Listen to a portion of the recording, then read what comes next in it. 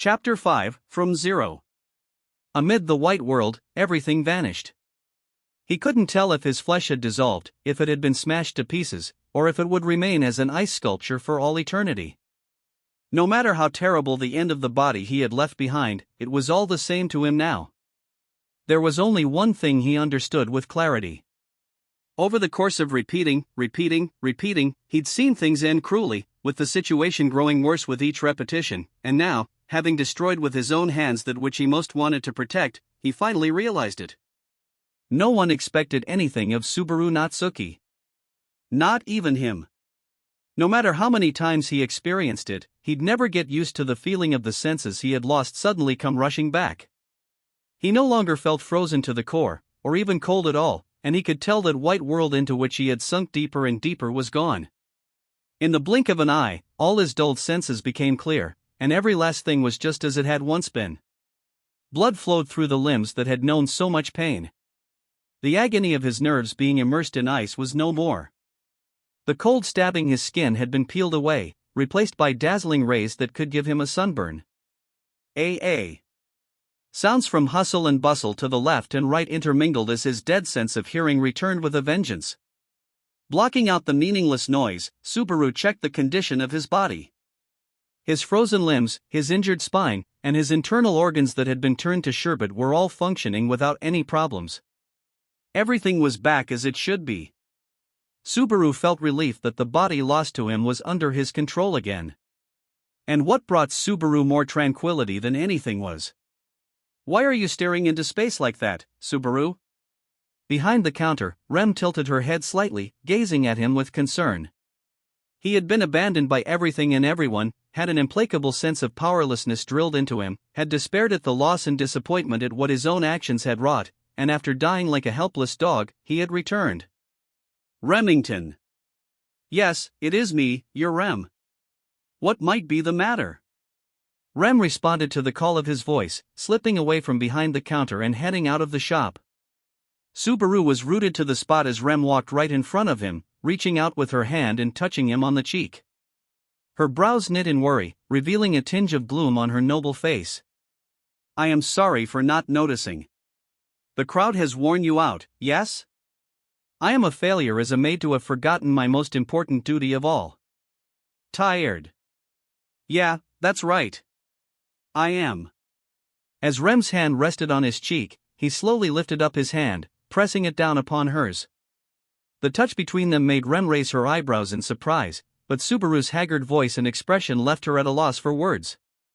Rem looked like she was trying to say something, but Subaru didn't even look at her. Instead, he felt Rem's firm, solid presence against his hand, as if clinging to that warmth to keep it from running away. I guess all that, falling and getting worn down, was exhausting, yet in spite of all that, the Rem he had surely lost was right there with him at that very moment, so... Subaru? Subaru resolved that, if nothing else, he would never let go of the girl right before his eyes. He ran rapidly through the crowd, heading down a gently descending slope. He scowled from the dust kicked up by a passing dragon carriage, but Subaru's gaze was aimed straight in front of him. He knew where he was going. His running feet were sure. When he thought back, Subaru had harbored nothing but uncertainty during those repeated days, uncertainty about what he should be like, about what lay in Amelia's heart, about whether his existence held any purpose, about whether he could bring out the best of all possible futures, all amid a vortex of madness. He was an unsure man lost in an uncertain, foreign world. But Subaru, unable to make a single manly step in one direction throughout, advanced with clarity of purpose he had never before known. Finally, he'd come to understand. Now that he'd arrived at that answer, the repeated days had not been in vain. Backed into a mental and physical corner, Subaru truly realized for the first time what he could do, what he must do. "Are you?" His uncertainty lifted, his gaze was trained squarely on his objective, his legs powerfully thudding along the earth. His body was light. Relieved of the pressure on his heart, Subaru wasn't afraid of anything anymore. "Please, Subaru, listen to me." Pulling his arm forward, he could see the main street at the end of the downward slope. Even in the royal capital, it boasted the greatest width, continuing all the way to the main gate through the stout walls that surrounded the capital. Everyone entering or leaving the royal capital had to pass through that gate. With the announcement of the royal selection, the main street was even busier with people coming and going. At that very moment, it was bustling with the numerous people along it. He cut past the shadow of a building. Abruptly, sun rays slid into his field of vision. Subaru used a hand to shield his eyes from the bright light as he raised his face up, looking at the symbols carved into the gate that read, Unica, the Royal Capital. One more step, and she and Subaru would be Subaru. Having brought him all that way, his feet stopped when he felt a sharp tug on his arm. The unanticipated resistance made Subaru look back. As Rem stood still, her eyes wavered with bewilderment. When Rem freed her hand from his grasp, she seemed to shrink as she pleaded with him. "What's wrong? What has happened?" "If you do not explain," hearing those words, Subaru accepted that it was right for Rem to harbor misgivings. In her eyes, Subaru's transformation had to look sudden, even unthinkable. It was natural for her to be angry with him for dragging her by the arm all that way without an explanation.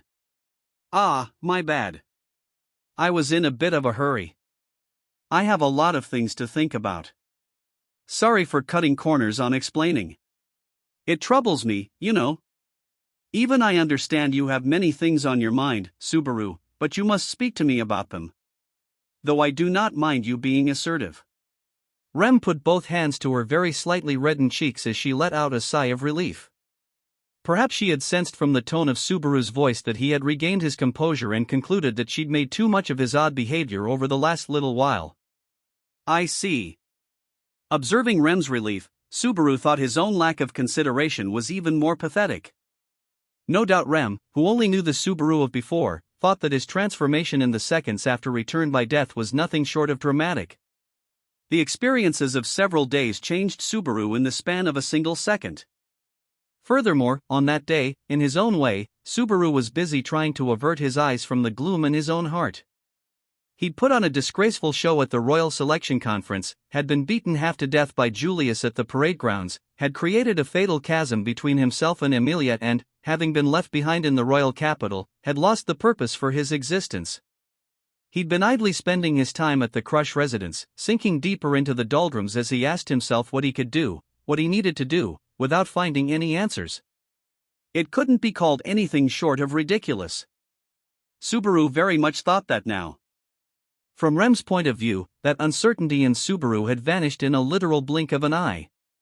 If you couldn't call that a thunderclap out of the blue, what could you call it? "Sorry for making you worry. I'm all right now. I feel like you've had to see me all pathetic and bent out of shape, but I understand finally. No, to me, time spent thinking about you is time well spent. You understand finally?" Subaru was speaking with unclouded eyes. There was a liveliness to Rem's voice as she replied. She couldn't hide her reserved delight at being able to converse with Subaru like that again. Then Subaru smiled shyly and nodded at the question Rem raised. "I really do feel more than a little sorry for the trouble I caused everyone running around and worrying like that, but I finally know how to put everything in order." "Well, no, now that I think about it, I saw it from the start, and people mentioned it to me, too. I'm just bad at giving up. I think that is a marvelous thing about you, Subaru." Subaru smiled weakly at Rem's soft-spoken reply. Then he looked up at the sky. Its height and breadth gently made his chest feel lighter. The world had probably been looking down at Subaru in frustration all along. But with this, that oppressive time would finally come to an end. The answer had been under his nose all along. No matter where Subaru headed, no matter what challenges he recklessly faced, no matter how much he ran around doing stupid things, she'd followed him without a word of complaint. "Yes, Rem, I've decided." She stood close enough for him to reach out and touch as he looked straight into her eyes. Her short blue hair fluttered in the wind. Her pale, clear blue eyes held only Subaru within them.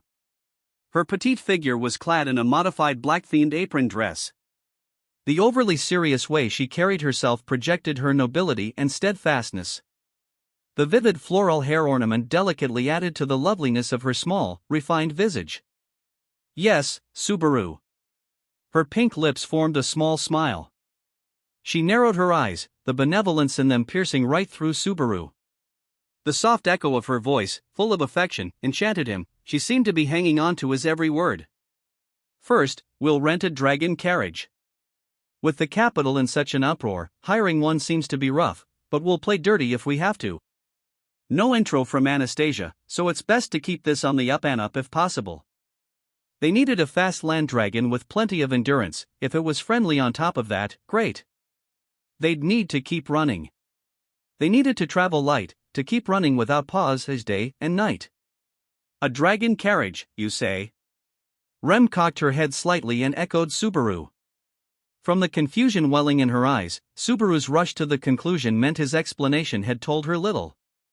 But he pretended not to notice Rem's natural misgivings and pointed at the huge front gate. We'll have to kill some time while we pick out a dragon carriage, so we should go buy some food during the downtime. I'm no good with old-style rations, though. Plain water's better than those things.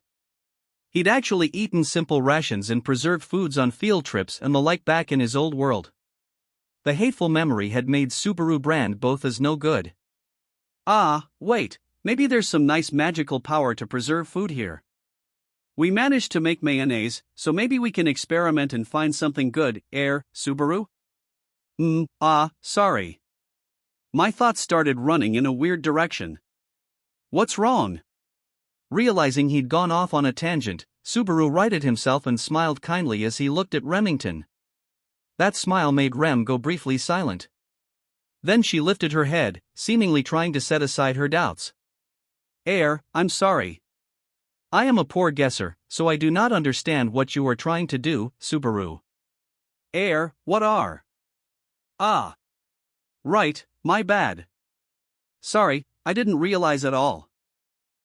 Just now I was completely caught up trying to make plans for stuff we've gotta do. So embarrassing. Subaru slapped his knee, grinning in recognition of his mistake. It took a whole lot of experiences for me to realize a few things, but the answer was obvious a good while ago. A wry smile, a truly wry smile, appeared. He'd tasted bitterness.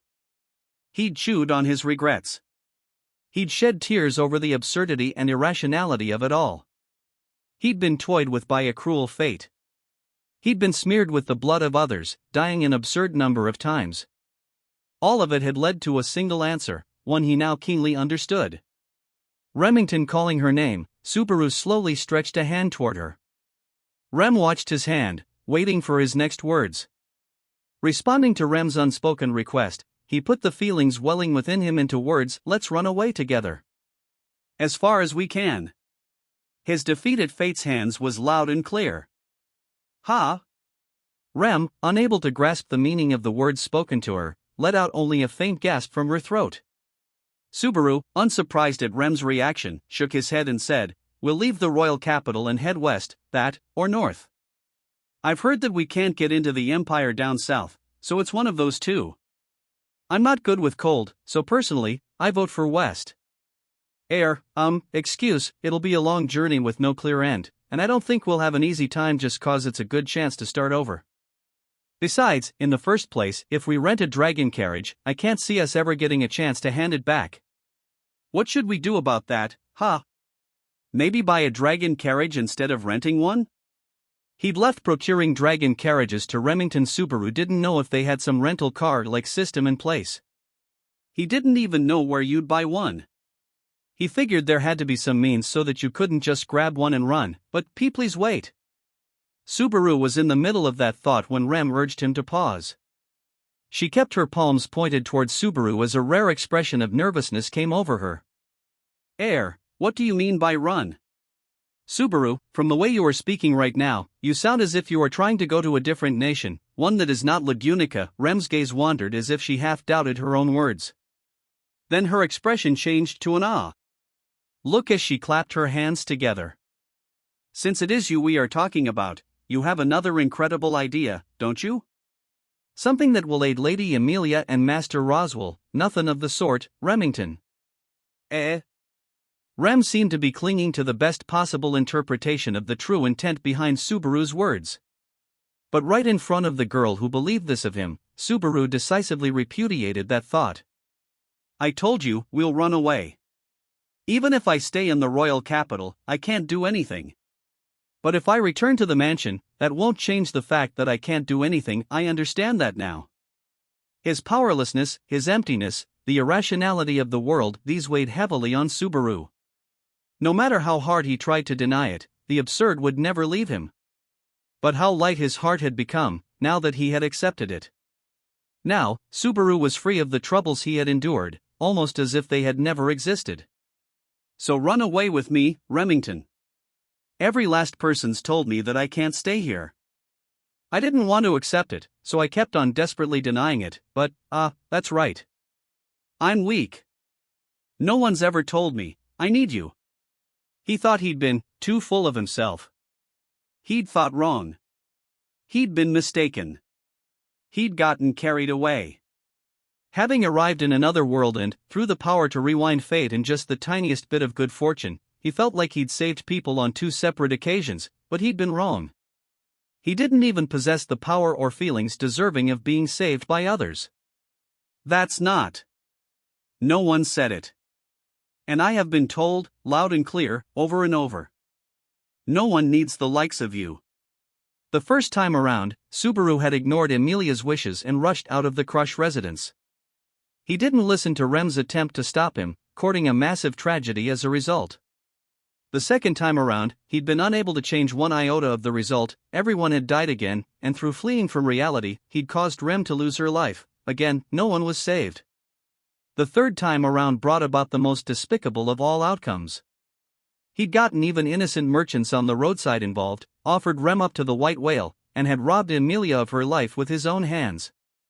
Puck had slaughtered the witch cult, but if, after Subaru's death, Puck had indeed destroyed the world as he had proclaimed, the damage was surely greater than any time that had come before. What about the time unrelated to the power of return by death that could not be rewound? When the candidates had assembled at the royal palace, Subaru had dragged down Emilia in epic fashion. Merely by standing at her side, let alone speaking his impertinent words, he'd tarnished her reputation, and his duel to save face had resulted only in even greater humiliation. As a result, he and Emilia had had a falling out, and he had hurt her heart with his emotional arguments, which had been little more than outbursts of anger. Ha ha ha. He laughed drily at the realization.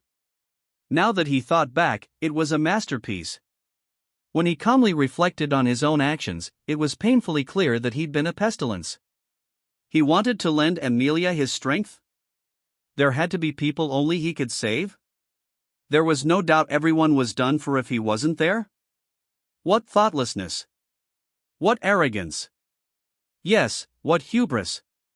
Subaru's actions had only worsened Emilia's standing. Even so, he'd betrayed her enormously generous heart, and his foolish undertakings had only dragged Rem with him to her death. Incredible! Just incredible! No doubt everyone knew that would be the result. That was why everyone had told Subaru, you need to behave, don't do anything, your strength isn't required, don't butt in, just go away. Those around him who had told him so knew a great deal about the future. They were very different from Subaru, who ought to have known that he could do nothing, that he understood nothing, that he was able to comprehend nothing. Maybe they were the ones really doing things over? If they aren't, I'm the only one, screwing up like this. It was pathetic. There was no one lowlier, more unsalvageable, or more miserable than he. What did you call a man who resigned himself to being laughed at by others and acted so as to make others laugh? You called him a clown. Subaru, who wasn't even aware of the customers pointing at him and laughing, was unworthy of the title. He was just a simple, irredeemable fool. So I've decided to go away. That's best. I know that's best. If someone like me tries to do something, it'll just add one more corpse, and if I'm not lucky, a lot more than one. Corpses. Corpses. Corpses. Corpses. Corpses. Strangers. Acquaintances. People precious to him. Important people. People who believed in him. People he wanted to think believed in him. Endless corpses. He'd had it. Why did all those things have to happen to him? He'd suffered so much, didn't he deserve some reward? Even Subaru knew that the idea that hard work was always rewarded, that any wish with a clear objective could come true so long as you gave it your all, was nothing but a pipe dream. But despite that, was it so wrong to have but one tiny wish to avoid the worst of all worlds? Subaru had been wrong. That was why the results continued to betray his expectations. Let's run away, Remington. You, me, we can't stay here in this country. Subaru had resolved to leave it all behind, flip the bird at everything, and run. And having decided to put so many things behind him as he fled, he wanted to take only one with him, Rem, the girl standing before him. He couldn't bring himself to abandon everything in its entirety. He was afraid of being alone. He was terrified of solitude. Even in that vast world, that world of incomprehensible darkness, knowing that having nothing so that he would lose nothing was the right answer, Subaru couldn't put aside his fear of being all by himself. As the days repeated themselves, Rem had been the only one who'd stayed with Subaru.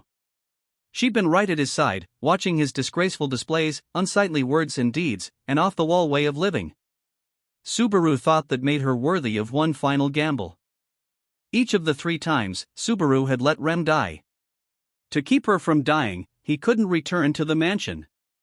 Even when he had arrived at the mansion, she had heroically offered up her life along the way, in the end.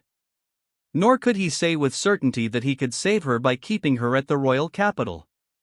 Even if they were spending their time in peace and quiet here, if Rem conveyed news of the crisis at the mansion, Rem would probably rush out of the city. If it came to that, Subaru wouldn't be able to stop her. And she would meet the same fate. He'd lose her again, and Subaru could clearly see how empty he would be without her. If he seriously wanted to save her, he had to get her out of the kingdom. You are saying all this so suddenly, I do not know what to do. Rem shook her head a little in the face of Subaru's forceful plea. It wasn't a gesture of rejection. Her expression projected the uncertainty that reigned inside her. Rem couldn't simply accept at face value what Subaru had suddenly said. He had cited far too few facts to make an informed decision. Subaru understood the irrationality of it, but even so, he could speak no further of the circumstances. He no longer knew how much information he could divulge with the witch's evil hands looming. He felt like he'd brush against the witch's curse no matter what he talked about. No matter what he did, he felt like it would lead to more sacrifices to the irrationalities of fate.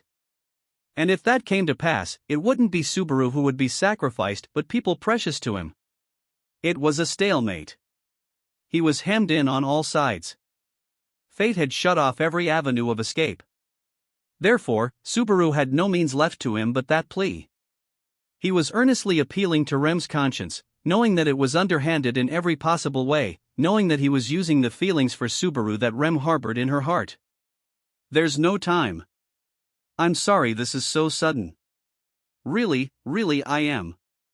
I'm sorry from the bottom of my heart. But please choose. Choose, me or everything except for me. Please choose. Subaru hated the situation he'd put her in, saying all that and making her suddenly choose based on the little information he'd provided her. But it was also a fact that giving her time to calmly think it over worked against him. He couldn't dismiss the notion that he was using the pressure of her predicament for his own benefit. Only in this situation, giving Rem little time to decide whether to leave Subaru there or not as he pled right before her eyes, did he have a shot at winning this? Or if not winning, then fulfilling a cherished desire more like hope, the selfish hope that Rem, at least, would forgive him for running away. Let's get a dragon carriage and head west. Let's leave Lugunica and go all the way west of Kararaji, was it? Let's buy a little house and live there, just the 2 of us. Rapid fire, Subaru began sketching his vision of the future. It was an ordinary, tranquil future, one surely divorced from irrationality and cruelty. It means using the traveling funds, so I feel bad for Roswell, but we can just borrow what we need and send the rest back. I'm gonna work hard to help set us up from the start, too. I've never worked at a proper job before, but it'll probably be all right. He was a delinquent who had dropped out of high school with only a middle school graduation under his belt. His work experience in this world consisted of nothing but a stint as an apprentice servant. Furthermore, though he didn't like saying it, his current work as a subordinate was little better than that of a child helping out with the chores. It'd probably be hard doing a real job, but he'd find work, come hell or high water. Compared to pain, suffering, and death, it'd be a walk in the park. The more Subaru thought about it, the more his future opened up. Thinking back to how he'd aimed for a single future, spending day after day courting the worst calamities no matter how hard he tried, it was a happy thing indeed. Even if it's tough, if you're there, I know I'll try hard. Even if I'm tired, just the thought of you waiting for me with a smile when I come home. Even if every last person he left behind blamed him for running away, he figured he could take it if Rem was at his side. So please, I'm begging you, like I've never begged for anything before, please choose me. Subaru offered his hand to petition her, almost like he was trying to drag a yes out of her. If you pick me, I'll give you everything I have. Every part of my life will be yours. I'll spend my life for you. I'll live only for you, so please. Even with Rem standing right in front of him, he couldn't look at her face. He didn't have the courage to see what kind of expression she was making. Courage didn't suit him, not in the tiniest bit. If he did, surely everything would have worked out differently. Cowardly, underhanded, and pathetic as he was, he had nothing left. Run away with me. Live with me, please. At least let me keep you from dying, he earnestly pled from the bottom of his heart. Putting all his feelings into his parched voice, Subaru felt his heart beat quickly, his breathing grow ragged. Exhaustion from the fierce mental pummeling Subaru had received struck him with fatigue, as if he'd sprinted with all his strength. Rem made no reply. The sounds of the crowd were distant now. It never entered his mind to wonder what other people might think of two people having a conversation like this in public. Rem was everything to him. To Subaru, in that moment, her existence was everything to him. Unable to endure the silence, Subaru opened his firmly closed eyes to peek at Rem's expression as she stood before him, all the while seized by the fear that it might reveal her answer. In silence, Rem pursed her lips, not realizing he was looking at her. Her expression struggled to remain neutral, but her brow and the corners of her eyes were faintly strained in a way she would not normally permit. Subaru could tell that a vortex of uncertainty, bewilderment, and hesitation swirled within her. The various things Subaru had just said were greatly, powerfully, fiercely shaking her heart. The long battle felt like an eternity. A sense of unease burned Subaru's back. But finally, that time came to an end. Subaru. Gently, she called his name with a voice that was full of affection. The instant Subaru heard the tone, the echo of her voice, he was certain his hopes had been answered. Rem had accepted Subaru. She'd forgiven Subaru for being weak. She'd embraced the human being called Subaru Natsuki and everything that came with him. A flood of emotions welled within him. He felt like he'd finally been rewarded. Then Subaru lifted his face. I cannot run away with you, Subaru. With a very sad face, Rem dashed his hopes. After all, when we talk about the future, we need to smile, don't we? With an expression resembling a tearful smile, Rem spoke the words that had once come from Subaru's own mouth. He'd gambled, and he'd lost. When Rem threw his own words back at him with a tearful smile, Subaru's inner self was exhausted, overwhelmed by a feeling that he'd thrown everything into one match and lost. Subaru had trusted, no, hoped that Rem, with her strong dependence on him, just might say yes. That maybe, just maybe, even as he cast everything aside, she might choose him. It was a fleeting dream, a conceited thought. He should have understood that from the start. If his inability to find any worth in himself was the whole reason he'd chosen to run away, what business did he have expecting that? Right now, I might not be smiling, but, I mean, if we actually did it, I'm sure I'd be smiling. Yeah, that's right.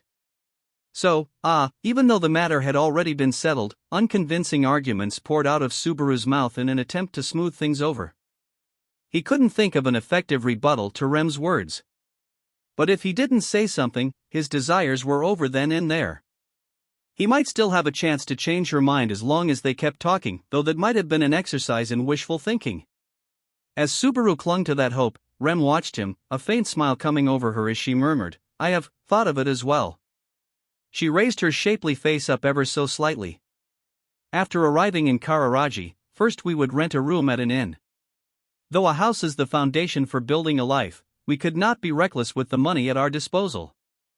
First, we would need a stable income. Rem lifted a finger up as she added to the image of the future Subaru had proposed earlier. Fortunately, I received a proper education due to Master Roswell's good judgment. Even in Kararaji, I believe that finding employment would be a simple matter for me. As for Subaru, you would probably need to settle for physical labor, but perhaps you could work in close proximity to me. With a little giggle, Rem made light of Subaru's inability to do anything. It was no doubt an accurate assessment of Subaru's worth, as he was still largely ignorant of the culture and technology in that world. Once our income is stable, we would look for a slightly better place to stay. During that time, you would need to study properly for future employment. It would take about a year before you could do real work, maybe. You can become independent even faster, but only through your own efforts, Subaru. With that, Rem laid out an unexpectedly brutal studying regimen. When she had instructed him in Ram's place, her method of teaching was gentle, but her criticisms were merciless. He might have grumbled along the way, but he was rather fond of her strictness. With both of us working, we could save some money. Perhaps enough to eventually buy a house. Maybe a store of some sort would be better. Kararaji is a land overflowing with commerce, so there will surely be a way to profit from your eccentric ideas, Subaru.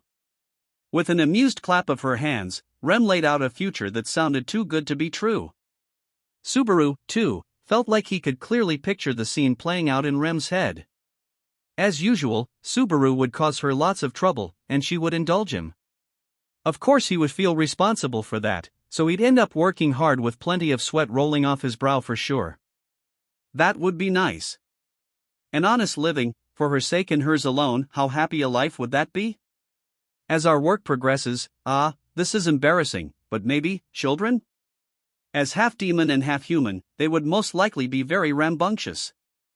Boy or girl, twins or triplets, they are sure to be very cute children, too. Rem's cheeks reddened as she shyly let her thoughts run a little further ahead. She counted on her fingers one by one, and just as the number reached a terrifying 10, she continued. It would not be all fun, and I do not think it would all go as well as I imagine. Perhaps we would have no sons and only daughters, and you might not be able to feel proud of your family. Remington. But, even when the children get big enough to be mean to you, I will always be on your side, Subaru. We would be famous with the locals as the always happily married couple and slowly spend our days together, growing old together, Rem. Subaru, I am sorry to say this, but if possible, I would ask you to please let me pass away before you. I would like to lie upon a bed with you holding my hand, surrounded by our children and grandchildren, while I say, I was happy, and you all would send me off. He couldn't hold up his head. The future Rem was portraying with her words was quietly, gently wounding Subaru's heart. That would be a happy way to end my life. If you've... Listening to the bittersweet future Rem had refused was like having an irrepressible itch deep inside his chest that made him want to scratch himself raw. By the time Subaru finished listening, there was nothing left filling his heart but a pathetic, indescribable storm of emotion. His throat trembled. Something heavy sank deep inside his lungs. His head hurt. He shook his head to try and ignore the relentless heat filling the depths of his eyes. If you've thought it through, then she could run away with Subaru as far as their feet could take them. Subaru, if you could smile while wishing for that future, I truly believe I could be happy after a life like that. But filled with a sadness that exceeded even Subaru's, the smiling girl did not answer his plea. Dumbfounded, Subaru stared at that small, painful smile when he finally understood. No matter how much he clung to hope, he could not get Rem to change her mind. He had truly, utterly lost the gamble, and he had no recourse. A sense of fatigue assailed him, as if he were carrying something very heavy on his shoulders. He was so disheartened that he could collapse on the spot. Subaru barely managed to avoid doing so, covering his face with his hands as he despaired. Rem had refused to go with him. That meant he was out of ways to save her. If he stayed by her side to protect her, all that awaited her upon their return to the mansion was a cruel future and unchangeable tragedy in fate's pitiless dead end. Then perhaps it would be best to leave Rem behind and run away by himself. If he did so, he could not escape loneliness, but he could at least flee from the despair in front of him. Of course, the fate of the people in and around the mansion would not change whether or not he was present. Subaru would simply be covering his eyes and ears, pretending not to know, spared from seeing reality for himself. In that moment, Subaru was so desperate for something to cling to that this paltry salvation would do. But even if he accepted that himself, would there be any salvation at all? Whether Subaru was challenging his foes, fleeing into madness, or putting everything on the line, fate had not cut him the slightest slack. What, then, could he do? Subaru, that you thought of running away with me, that you thought of living your life with me, thrills me to the bottom of my heart. But it will not do. Even having spurned the hand Subaru had offered, Rem's cheeks were still flush from the feelings swirling within her. She herself knew that they could flee and, eventually, make that fantasy a reality. She craved it. She'd stated firmly that the tale was a happy one, and yet, Rem had rejected it, because, if we did run away right now, I am certain that I would be leaving behind the Subaru I love most. What was Rem saying? He didn't get it. Trembling, Subaru lifted up his face and looked at her with blank eyes. Rem was giving him a small, sad smile, but even so, her eyes projected her firm sentiments. Subaru felt overwhelmed by her gaze as she continued. Subaru. Please tell me what has happened. He shook his head. He could not. If he did that, Rem would die. If you cannot talk about it, then please trust me. I will manage somehow. He shook his head. He could not. If he left it at that, Rem would die. But at the very least, can we go back now? If you settle down and think about it more calmly, you might be able to find a different answer. He shook his head. He could not. If he waited, everyone would die. I've worried already. I've thought already. I've suffered already. That's why I gave up. No one believed Subaru. No one expected anything from him. If he told anyone he'd do something, they'd spoon-feed him his own foolishness. He'd ignored that, brushed it off, seen his own many stupidities, and thus arrived at his current state. To Subaru, that time, that wear and tear on his heart, it is easy to give up. However, suddenly, Rem voiced a rebuttal to Subaru's words of weakness. It is easy to give up. The instant the words entered his ears, a jolt of comprehension rushed through Subaru's whole body. It was as if a bolt of lightning had struck the crown of his head. Something he couldn't put into words exploded inside his chest, and every pore of his body felt like he'd been set on fire. It's easy to give up. Subaru? Don't tell me that. Subaru clenched his teeth, rasping with resentment at a perplexed Remington. It's easy to give up? That's a bad joke. You think it's a simple thing to abandon your goal and run away empty-handed? Like hell it is. There's no way it's easy to give up. Subaru's throat trembled from the unbearably dark emotions exploding within him. Surprised by Subaru's angry outburst, Rem seemed to shrink. Even pedestrians traveling along the royal capital's main street were wondering what was up as they shifted their eyes to the enraged Subaru. Heedless of the offended gazes, Subaru glared only at Rem, standing before him. I didn't do anything, I didn't think of anything, I abandoned everything without a care, threw it all away just like that, and gave up. Is that what you think? The decision was killing him. He'd cried tears of blood and yelled enough to rip his throat apart, and still he had gained nothing. Knowing that, he had made his decision. Giving up on everything. That was the only conclusion he could put into words, but just how many sacrifices had to be made for him to reach that conclusion? He wouldn't let anyone diminish that. Giving up wasn't easy at all. Thinking you can fight, that you can manage somehow, that's way easier. But I couldn't manage somehow. I had no choice. All the paths were blocked except for giving up. Fate was mocking Subaru, for every path available to him ended in a dead end. No matter how much he fought, how much he stood tall, plotted, schemed, begged, or even ran away, it was no longer possible for him to have it all. Even the people he wanted to save had slapped his hand away. He was supposed to keep trying, then? Who could tell Subaru that it was too soon to give up? If someone had been through the same experience, the same suffering, the same hell, would that person be able to say such a thing? If I could do anything, I'd. He truly wanted to do something. To help people, to save people, to keep them from being stolen away. But he couldn't. The world wouldn't let him. Everything during those repeated days had come back around to bite him again. That's why Subaru had Subaru. As Subaru hung his head, drained of emotion, his voice petering out, Rem called to him. Subaru's ears were ringing heavily. The pathetic revelation of his unsightly true feelings left him unable to even look her in the face. And to that miserable, unsalvageable, hopeless man who had challenged fate and lost, she said, it is easy to give up. However, Rem repeated once more the phrase that had sent Subaru into a rage just before. Sensing something almost incomprehensible in her words, Subaru lifted his face, dumbfounded. Why won't she understand? Why, after all this, couldn't she comprehend Subaru's anguish? The gloom, the dissatisfaction, the wounds on what seemed like every corner inside his heart. It does not suit you, Subaru. It all vanished as Rem stared directly into Subaru's black eyes and spoke. Rem stated those words as if she truly believed them, as if they represented some kind of absolute truth. I do not understand what painful thoughts, what knowledge is making you suffer, Subaru. I believe I cannot belittle it by saying that I understand. But even so, there is one thing that even I recognize. And that is, you are not someone who can give up on things before they're done, Subaru. To the man lost in sorrow before her, who'd cast away everything, who had said he was giving up but a moment before, Rem said such a thing without shame, without fear, without hesitation. I know this.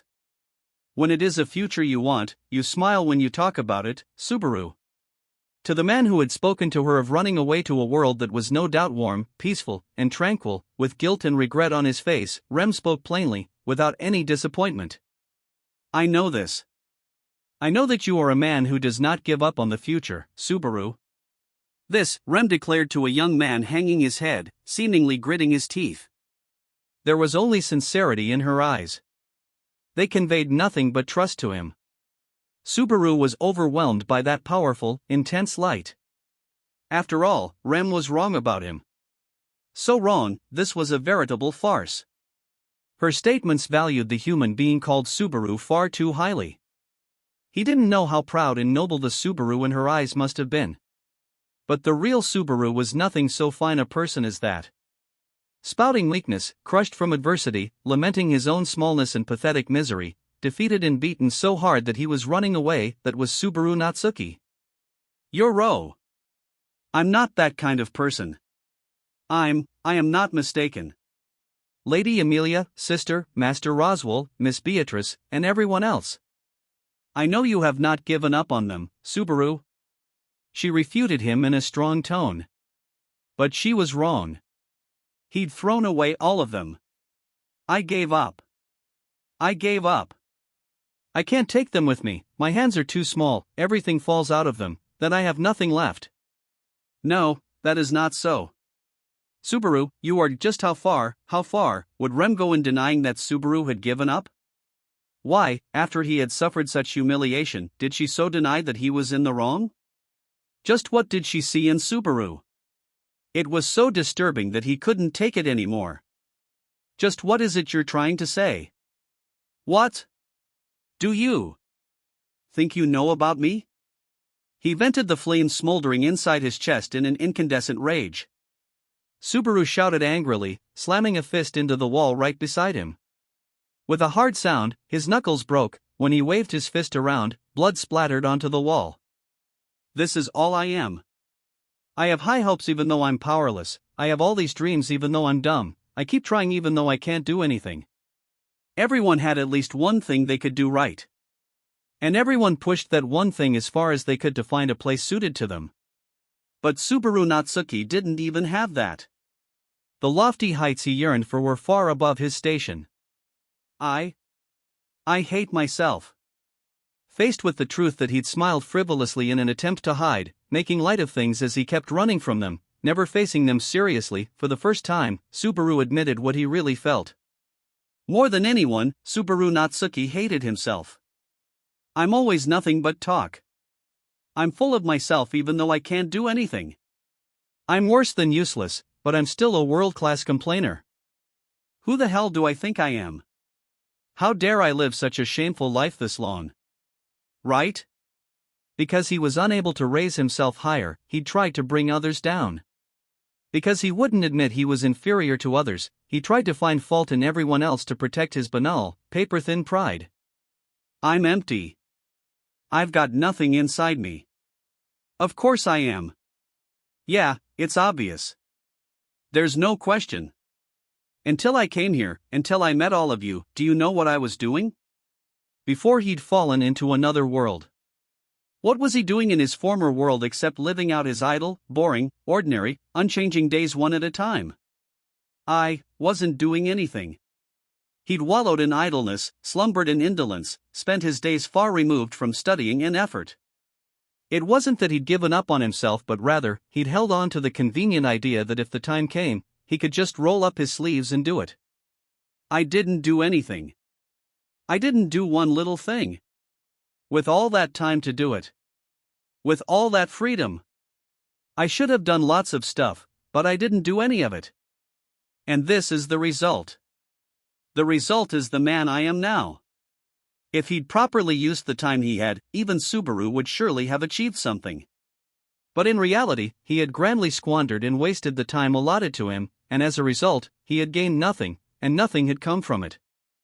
That was why, now that he actually wanted from the bottom of his heart to accomplish something, he lacked the strength, intelligence, and skill to achieve any of it. I'm powerless, talentless, and all of it, is because of my rotten personality. I want to achieve something when I haven't done anything before. Conceited doesn't even begin to describe it. I was lazy and imposed on other people. I wasted my whole life away. I killed you. He was unsalvageable. He was hopeless. Even if he'd redone it all from birth, he'd probably go down the exact same path, waste his time in the exact same way, arrive there with the same feelings, and experience the same regrets. His rotten personality wouldn't change. A shallow human nature was the only one suited to the human being called Subaru Natsuki. That fact would never change. That's right, my personality hasn't. I thought I could live here, but not a single thing's changed about me. That old man saw right through me, didn't he? When he'd remained in the royal capital, Wilhelm had instructed him in the sword at the Crush residence. Watching Subaru be knocked down time and time again, all beat up while challenging him over and over, the old man had nonetheless seen through it all.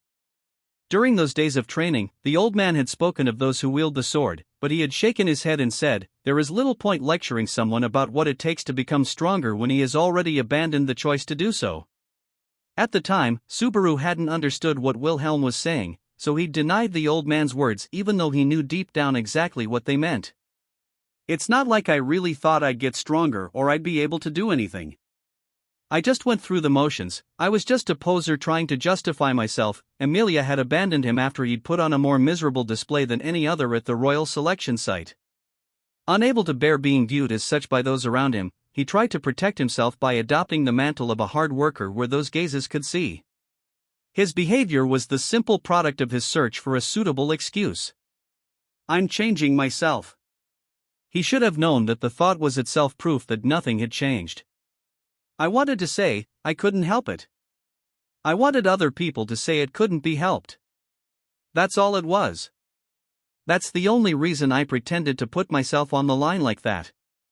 Even when you were helping me study, I was just putting on a show to cover up the embarrassment. I'm a small, underhanded, filthy guy down to the bone, always worrying about what other people think of me, and none of that's ever changed. His bluffs had been stripped away, and the hubris underneath had crumbled.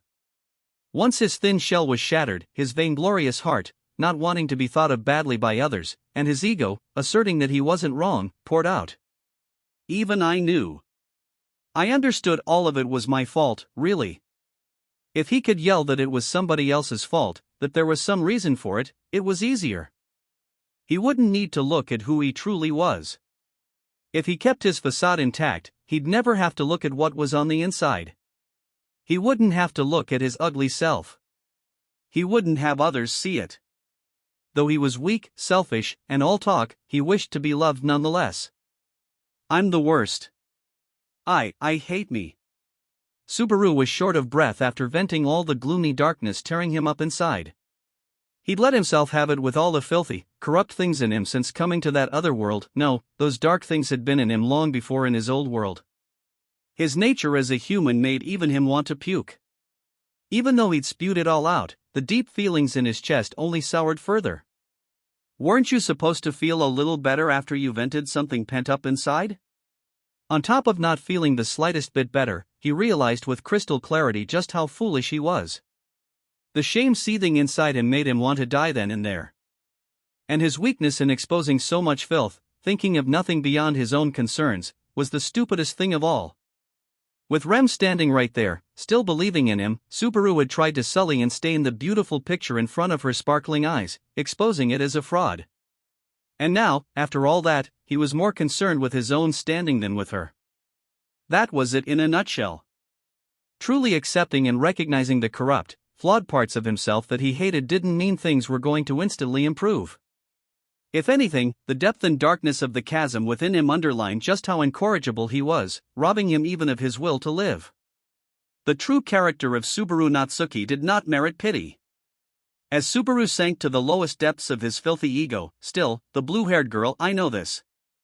I know that Subaru is someone with the courage to reach out, even with impenetrable darkness all around him. Even then, Rem would not forsake him. Her absolute love, her inviolate trust, chafed upon Subaru like nothing before. Having berated himself so much, having divulged so much of the ugliness in his heart, having confessed that he was a complete fraud, an unsalvageable piece of garbage, why did she look at Subaru with such affectionate eyes? I love it when you stroke my head, Subaru. I feel connected to you when your hand passes through my hair. With Subaru fallen into silence, Rem began to express something unexpected in a soft, quiet voice. I love your voice, Subaru. I feel my heart getting warmer from every single word. I love your eyes, Subaru. They're usually quite sharp, but I like how they become soft when you're being kind to someone. Subaru said nothing as Rem continued, showering him with her words. I love your fingers, Subaru. They're very pretty for a boy's, but when they hold my hand, I always think to myself, they really are a boy's fingers. They are slender and strong. I love how you walk, Subaru. When someone is beside you, you always check once in a while to make sure you really are side by side. I love that you walk that way. His heart was screaming. While Rem wove those words, Subaru's chest cried out. Stop it. I love your face when you sleep, Subaru. You're as defenseless as a baby. Your eyelashes are just a little bit long. Your cheeks are so gentle when I touch them, and even if I touch your lips to tease you, you don't notice. I love it so much that it makes my chest hurt. Why? Why was she still talking? Why was she still able to toss out such compliments at Subaru, the useless fool that he was? You said that you hated yourself, Subaru, so I wanted you to know that you have so much good in you. None of that is real. Rem was looking at a convenient illusion. The real Subaru wasn't that kind of person. The real him was filthier than that. His genuine self was ugly, the exact opposite of the one she viewed so favorably. You just don't understand. I know more about myself than anyone else. You only know about you, Subaru. How much do you know about the Subaru I see? Reflexively, Subaru raised his voice, but Rem's shout was even louder than his own. Subaru was shocked. It was the first time she'd raised her voice since they'd arrived here. The shock made his breath catch in his throat. At long last, he realized that Rem's eyes, dutifully maintaining their neutral expression, had large teardrops welling in them. Of course, hearing Subaru's confession had hurt her. Of course, listening to his extreme masochism had brought pain to her kind heart. Yet even so, she believed in Subaru. Rem knew all the horrible things within him that he had told her about, and she believed in Subaru despite them. Why do you? So much. I'm weak, puny. I'm running away. Even now, I'm running away just like I did before, so why? Why do you believe in a pathetic, unreliable guy drowning in his weakness like me? If I can't believe in myself, how can you? Because you're my hero. When those words of unconditional, infinite trust hit him, Subaru's heart quietly trembled. No matter what awful conditions piled atop one another, no matter what flaws he might have, that one sentence was infused with the hope that he would come running and chase evil away. And far too late, finally Subaru realized it. He was wrong. He'd thought wrong. He had been so wrong. He'd thought that she, Rem, was the only one who'd allow Subaru to fall as far as he needed to, that no matter how weak, pathetic, and humiliated he was, she'd forgive him and he'd made a mistake. It had been an error, a lethal degree of foolishness. Rem was the one, the only one, who would never allow Subaru to give in. Everyone had told Subaru that he didn't have to do anything, that he should just behave himself. They had said that they expected nothing from him and that his actions were futile. But it was Rem who would not permit Subaru to be weak. She was the only one who'd kept saying, "Stand up. Don't give up. Save everyone." No one expected anything from Subaru. But she had refused to abandon him, even when he had abandoned himself, nor would she accept his giving up. Such was the spell that Subaru Natsuki had cast upon her. In that gloomy forest, a world where I had lost myself, a world where I could only lash out without thinking, you came and saved me. When I woke and was unable to move, when Sister was exhausted from having used too much magic, you stood up and faced the demon beasts as a decoy so that we could escape. You had no chance of winning, and your life was truly in danger, but even so, you survived, and when you returned to my arms, you were warm. When you woke up, you smiled and said the words I most wanted to hear, at the time I most wanted to hear them, and you were the person I most wanted to hear them from. One by one, she enumerated the spell that Subaru had cast upon her. Those spells had bound her deeply kind heart with the chains called trust, and these firmly bound her until that very moment. On that fiery night when I lost everything except Sister, time stopped for me, never to move again. Rem gazed squarely at Subaru as she spoke of a fragment of her terrible past. Her gaze was infused with intimacy that had not wavered to even the slightest degree. My heart had stopped, frozen in time, but you softly melted it and gently made it move again. Do you know how much you saved me in that instant, on that morning? You can't possibly know how happy I was, Subaru. That's why, said Rem, placing a hand on her chest as she continued. I believe in you. No matter how much you might suffer, no matter how much things seem to be going against you, even if no one else in the whole world believes in you, even if you cannot believe in yourself, I believe in you, Subaru. As Rem spoke, she took a step forward, closing the distance. They were close enough to touch. Subaru, hanging his head, did not move as Rem reached out with both arms, wrapping them around his neck. Even though there was very little strength in the pull, the unresisting Subaru could not avoid her embrace. Though Subaru was taller, Rem held his head to her chest, and he heard her voice from directly above as she said, "The Subaru who saved me is a real hero." From the slippery sensation on his forehead, he knew she had brushed it with her lips. Heat spread from where she'd touched him. Incomprehensible emotions welled up deep inside Subaru's chest. Blood flowed through his unmoving limbs. The static filling his skull began to clear. No matter how hard I tried, I couldn't save anyone. I'm here. The Rem you saved is right here, Subaru. I'm empty. There's nothing inside me. No one listened to me. I'm here. If they are Subaru's words, I want to hear whatever they might be. No one expects anything from me. No one trusts me. I hate myself. I love you, Subaru. The hand that touched his cheek was hot. Her eyes, gazing at Subaru from up close, were moist. That look, everything about her, made him accept that she was truly sincere. You're fine with a guy like me. He tried over and over, redone over, and he had nothing to show for it. Everyone died. His hand never reached them. He'd let everyone die. His thoughts were inadequate. He was empty, powerless, dumb, late to act, a blockhead dragged around by his desire to protect someone. Was he really good enough for her? I'm fine with you, Subaru. I don't want it to be anyone else. If he, who could not believe in himself, had someone who had faith in him, could Subaru Natsuki fight? He didn't have to give up on fighting fate? If you really are that empty, if you have nothing, if you cannot forgive yourself, let's start over, here and now. Begin WH. Just like how you made time move again for me, we can make the time that stopped for you move again, right now. He had taken his regret and shame at his past of achieving nothing, his days of doing nothing, his hours spent in waste and idleness, and tried to give up. Rem smiled at this Subaru, stating, "Let us start over from here, from step 1. No, from 0. If you find it difficult to walk alone, I shall support you. Let us divide the load and support each other as we walk. You said that to me on that morning, yes? So let's laugh, hug each other, and talk about tomorrow," he had said. Leaning on each other, supporting each other as they walked, he had said, "Please show me the best in you, Subaru."